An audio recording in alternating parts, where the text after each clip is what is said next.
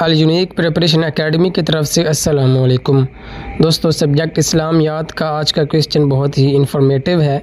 What was the real name of Abu Jahl? Abu Jahl का असल नाम क्या था? Option A Umar bin Khattab, option B Amr bin Hisham, option C Abd Munaf, option D है कोई भी नहीं। और इसका दुरुस्त जो जवाब है वो है option B Amr bin Hasham. Abu Jahl का मतलब है जाहिलों का बाप।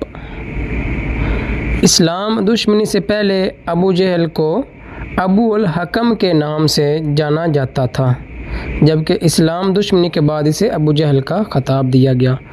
अबू जहल जंग बदर में जो कि 2 हिजरी में हुई थी, उसमें 2 बच्चे मुआज़ और मुअव्वज़ ने इसे कत्ल कर दिया था। दोस्तों, अगर वीडियो अच्छी लगे तो लाइक और कमेंट कर दें। शुक्रिया।